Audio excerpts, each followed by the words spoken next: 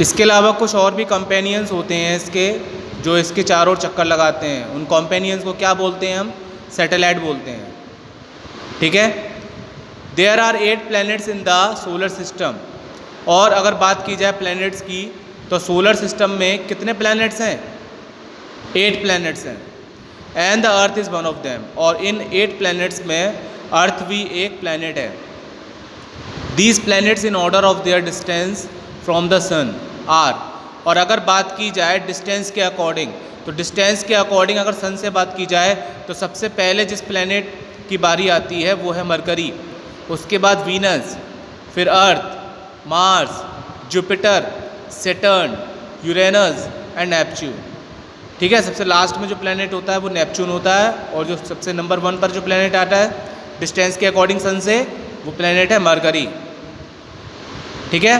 The international astronomical union was set up in 1919। ठीक है। ये जो संस्था है इंटरनेशनल एस्ट्रोनॉमिकल यूनियन, ये कब सेट की गई थी? 1919 में। To promote and safeguard the science of astronomy. किस लिए की गई थी? प्रमोट करने के लिए और सेफ गार्ड के लिए। यानी कि जो एस्ट्रोनॉमी की जो साइंस है, जिसमें हम अंतरिक्ष के बारे में अध्ययन करते हैं, उसके सेफ गार्ड और उसको प्रमोशन के लिए जो इसका उसको सेटअप किया गया था। According to IAEU, a planet is a celestial body. अगर IAEU के अनुसार बात की जाए तो प्लैनेट क्या होता है? एक सेलेस्टियल बॉडी होता है, भारी भरकम बॉडी होती है। ठीक है। जो क्या करता है, देखिए फर्स्ट पॉइंट देखिए, ऑर्बिट अराउंड द सन। एक ऐसी भारी भरकम बॉडी होती है जो कि सन के चारों ओर क्या करती है? चक्कर लगाती है। ठीक है। Has sufficient mass for its self gravity so that it assumes a round shape. और इसका सफिशिएंट मास होता है, वज़न होता है। ठीक है। सेल्फ ग्रेविटी, अपना जो ग्रेविटेशनल ग्रेविटी होती है, गुरुत्वाकर्षण ताकत होती है। ठीक है। So it assumed a round shape. तो इसीलिए इसकी जो शेप होती है कैसी होती है? राउंड शेप होती है, गोल आकार होता है इसका। Has cleared the neighbourhood around its orbit. और ये अपने ऑर्बिट के, और मतलब ये जो चक्कर लगाती है ऑर्बिट में, यानी कि जो एक इलिप्टिकल शेप में पाथ होता है, उसके चारों ओर ये उसी पाथ पर ये चक्कर लगाती है स्टार के, यानी कि सन के।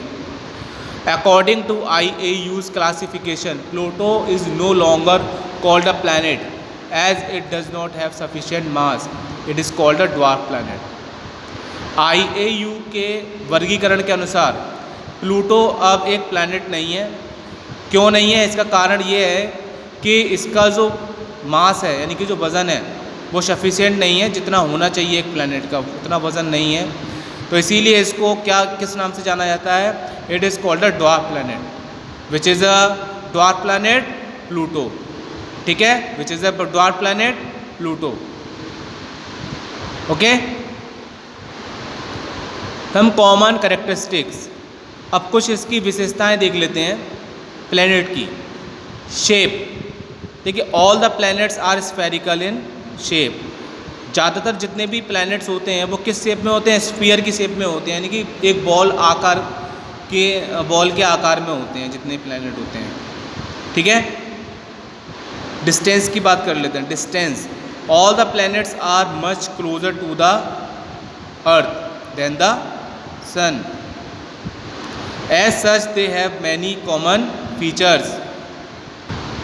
देखिए ऑल द प्लैनेट्स, यानी कि जितने प्लैनेट्स हैं वो अर्थ के क्या हैं? क्लोज़र हैं देन द सन। अगर सन की तुलना में अगर बात की जाए तो अर्थ के all the planets are much closer, तो अर्थ के ज़्यादा नज़दीक हैं वो।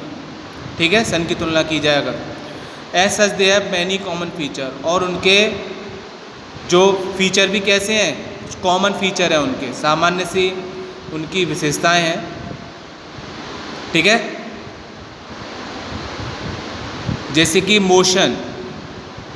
अब मोशन पढ़ लेते हैं, मोशन क्या होता है? Planets have 2 kinds of motion. देखिए प्लैनेट के 2 प्रकार के मोशन होते हैं।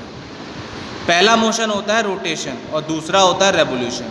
अब इन दोनों में क्या विभिन्नताएं हैं? देखिए, it spin on an imaginary line of axis. Which passes through its centre. देखिए एक इमेजिनरी लाइन होती है, काल्पनिक लाइन होती है, ठीक है, उसी के सेंटर, उसको सेंटर मान करके उसी के चारों ओर ये क्या करते हैं, स्पिन करते हैं, चक्कर लगाते हैं, ठीक है। This motion is known as rotation. और इसी मोशन को, जो इमेजिनरी लाइन होती है, उस इमेजिनरी लाइन के चारों ओर जब वो चक्कर लगाता है प्लैनेट, तो उसको रोटेशन बोला जाता है। All planets rotate on their axis in an anti clockwise direction और फ्रॉम वेस्ट टू ईस्ट। जितने भी प्लैनेट होते हैं वो सब चक्कर लगाते हैं अपनी एक्सिस पर, और किस डायरेक्शन में लगाते हैं, एंटी क्लॉकवाइज, यानी कि घड़ी की विपरीत दिशा में, या फिर वेस्ट से ईस्ट डायरेक्शन में, वेस्ट से ईस्ट डायरेक्शन में जो है चक्कर लगाते हैं, ठीक है। Venus rotates in a retrograde direction from east to west. देखिए वीनस जो है वो ईस्ट से वेस्ट डायरेक्शन में जो है चक्कर लगाता है। If observe from Venus the sun would rise in the west and set in the east. अगर वीनस से ऑब्जर्व किया जाए तो सन जो है वो कहाँ से राइज होना चाहिए, अगर वीनस से अगर इस चीज़ को ऑब्जर्व किया जाए तो सन जो है वो कहाँ से राइज होगा, वेस्ट से, और सेट कहाँ होगा, ईस्ट डायरेक्शन, ठीक है। One complete orbit of a planet around the sun is known as revolution. देखिए पूरा एक चक्कर, जब कोई भी एक प्लैनेट सन के चारों पूरे चक्कर लगा लेता है, एक चक्कर लगा लेता है, तो उसे रेवोल्यूशन बोला जाता है, ठीक है। देखिए रोटेशन के कारण क्या कॉज होता है, देखिए रोटेशन के कारण डे नाइट कॉज होते हैं। जब पृथ्वी अपना 24 घंटे में एक रोटेशन पूरा करती है, जिसके कारण के डे नाइट कॉज होते हैं। और रेवोल्यूशन के कारण क्या कॉज होता है, देखिए रेवोल्यूशन के कारण सीज़न कॉज होते हैं, यानी कि रेवोल्यूशन 1 ईयर में कंप्लीट होता है, ठीक है। और इसमें सीज़न कॉज होते हैं, सीज़न यानी कि जैसे विंटर, समर, है ना, ये सभी सीज़न जो कॉज होता है रेवोल्यूशन के कारण, ठीक है, 1 ईयर में कंप्लीट होता है। The nearer a planet is to the sun the shorter it takes to complete one revolution along its fixed orbit. देखिए जो प्लैनेट सन के नज़दीक होगा वो कम समय लेगा वन रेवोल्यूशन, यानी कि पूरा एक चक्कर लगाने में इसके, ठीक है। तो इसके नज़दीक, सबसे नज़दीक कौन सा प्लैनेट है, मरकरी। मरकरी क्लोजेस्ट प्लैनेट है सन का, और ये 88 अर्थ डेज लेता है एक रेवोल्यूशन लगाने में, यानी कि 88 दिन में ये पूरा एक चक्कर लगाता है, ठीक है। नेपच्यून द फारथेस्ट प्लैनेट, नेपच्यून सबसे दूर प्लैनेट है, फारथेस्ट है, और ये लगभग 165 अर्थ ईयर्स का टाइम लेता है, ईयर्स, ठीक है। सन के चक्कर लगाने में, एक चक्कर लगाने में इतने ईयर्स का टाइम लेता है, 165 ईयर्स, क्योंकि ये बहुत ज़्यादा फारथेस्ट है, दूर है ये सन से। 1 Earth year is equal to the time the Earth takes to complete one revolution. देखिए 1 अर्थ ईयर क्या होता है, और 1 अर्थ ईयर वो टाइम होता है जब अर्थ जो है पूरा एक कंप्लीट रेवोल्यूशन कर लेती है, और पूरा एक रेवोल्यूशन कब करती है, वो 1 ईयर में, ठीक है। यानी कि 165 ईयर्स में वो एक रेवोल्यूशन करेगा नेपच्यून जो है, ठीक है ना।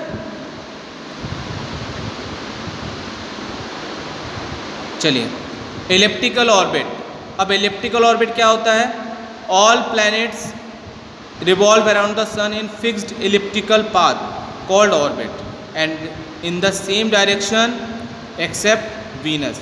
देखिए अगर वीनस को छोड़ दिया जाए तो जितने भी प्लैनेट होते हैं वो सभी सन के चारों ओर चक्कर लगाते हैं, एक फिक्स्ड पाथ होता है, फिक्स्ड जो कि चेंज नहीं होता है, फिक्स्ड इलिप्टिकल शेप होती है, ठीक है ना, उस शेप में चक्कर लगाता है, उसे ऑर्बिट कहते हैं, ठीक है, वीनस के अलावा। चलिए इसके बाद जो नेक्स्ट टॉपिक होगा सैटेलाइट, उससे हम नेक्स्ट क्लास में कंप्लीट करेंगे। तो आज की क्लास को हम यहीं ओवर करते हैं।